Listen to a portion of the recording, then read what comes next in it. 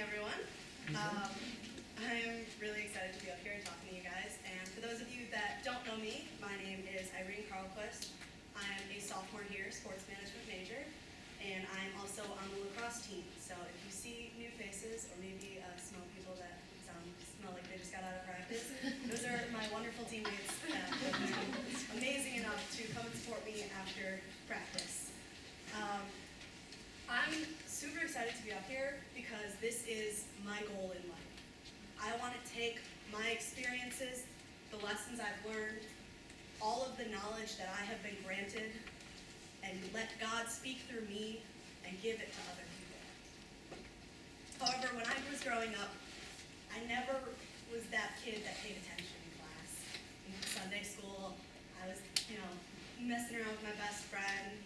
We didn't really have Bible study, so I can't quote verses. I don't know all of the scripture. Someone could say a story, and I could know the story, but I don't know where it's from. But I know the experiences that I've had. I know the practices of the church, and I know the principles of our faith. Some of the experiences that I've had are through my diocese, such as acolyting in church. I can tell you the ins and outs of an Episcopal service. With my eyes closed, I could do it.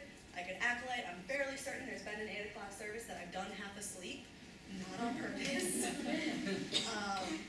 I came here and I did threshold, and I was able to staff that.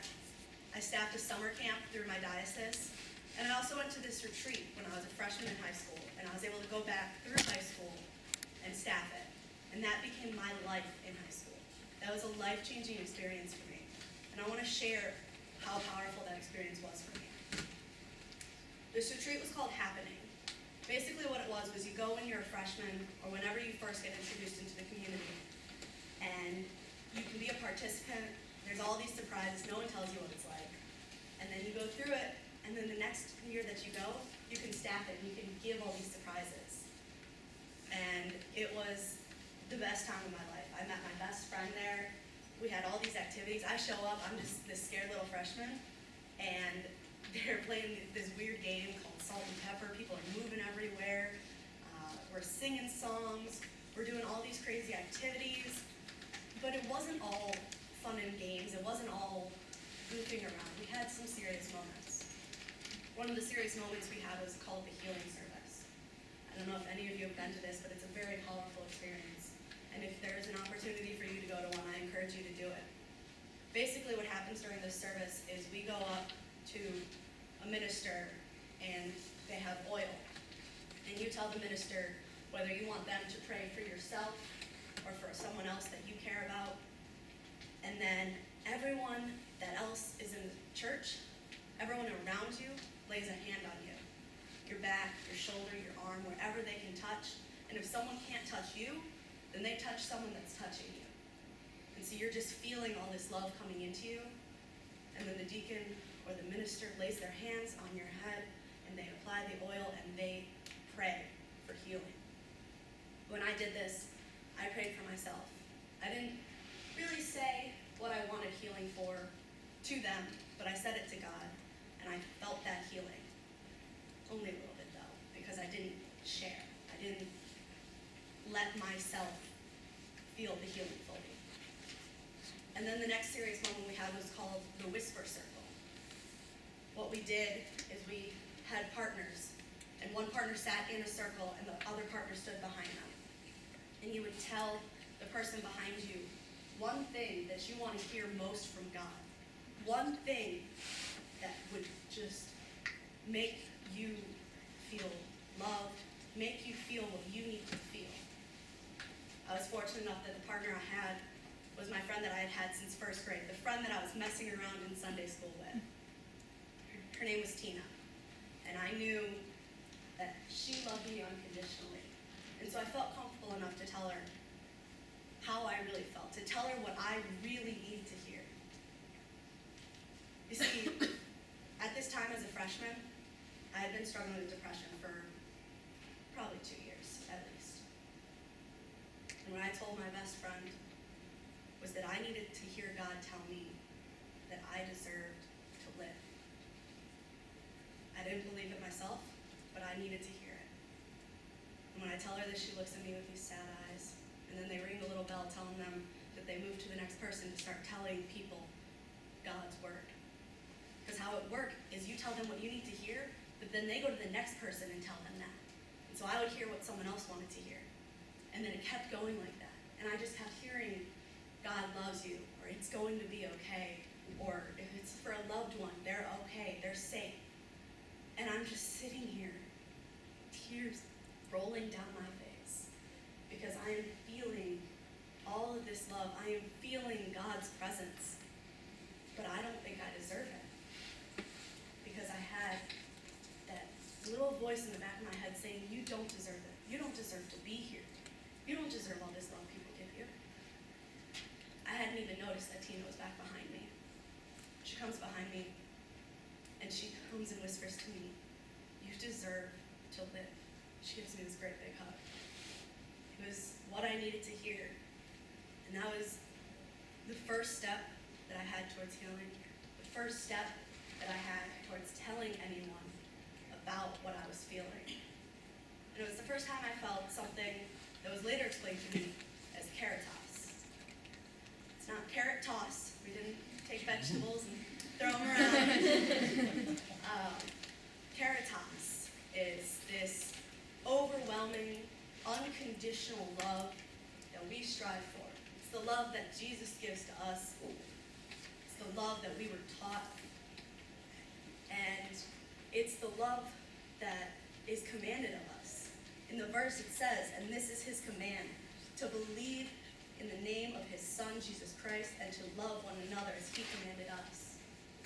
They sat us down and they told us this. They told us this is the love that we want you to feel when you're here at Happening. And I felt it.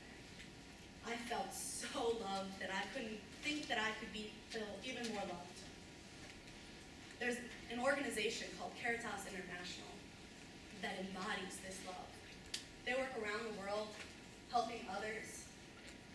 They have this vision statement that says, a sign of God's love for humanity in Jesus Christ. And their mission is to work toward a civilization of love. And I'm just sitting here thinking, well, that's this big organization. They go around the world. They do these big works. How am I supposed to take this and give it to others? How am I supposed to embody this for those around me? And they bring out these bags that have our names on them. They're all decorated. And the first thing that's in the bag, I don't know if any of you guys have been to a retreat that has them, but they're called warm fuzzies. There's these little balls of yarn, and it's on a string. It's a necklace. And what you can do is you can take it out and you tie it on someone, and it's just sort of telling them how much you love them. So we had those. By the end of the retreat, I had so many different colors of yarn on mine, I don't think I could see the actual necklace part. And then we got letters from the staff that told us how much they loved us and how excited they were that we were there. And some of them were just Bible verses, just picking up things.